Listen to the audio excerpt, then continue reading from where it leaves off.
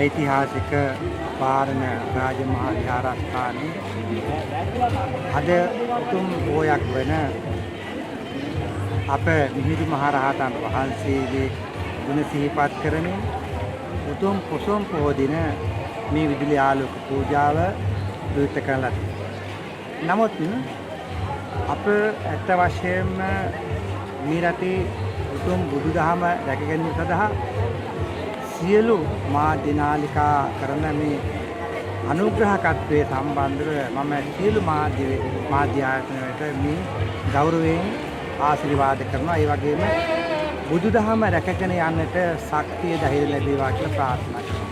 ඒ වගේම ඓතිහාසික රාජමහා විහාරස්ථානයේද මෙම විහාරස්ථානයේ මෙම විදුලි පහන් ආලෝක පූජා කිරීමෙන් ලබා ගන්නා වූ සියලු කුසල ධර්මයන් මේ රටේ ජීවත් වන සියලුම බෞද්ධ අබෞද්ධ ජනතාවට ආශිර්වාද ලැබේවා.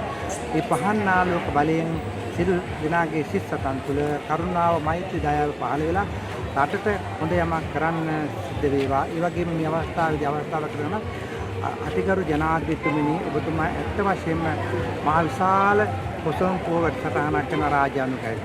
නමුත් ඉදිරියේදී යම් විදියකට විහාරස්ථානවල පොසොන් පින්කම පමණක් නෙමෙයි විසක් පින්කම් පමණක් නෙමෙයි නොයෙකුත් ආදී පොයේ දවසට මේ විදුලි ආලෝක පූජා කරගෙන යන්න බැරි වෙනවා. මේ විදුලිය අධික ලෙස මිල වැඩි කරොත් එහෙම දුප්පත් මිනිස්සු සම්බන්ධව විහාරස්ථාන සම්බන්ධව මම ගෞරවයෙන් ඉල්ලා තිබුණා විදුලි බිල මොනෙම හේතුවක මුදකවත් වැඩි කරන්නට එපා. එහෙම වැඩි කරොත් එහෙම මේ ජනතාවට ආලෝක පූජාවක් කරගෙන යන්නත් අමාරුයි.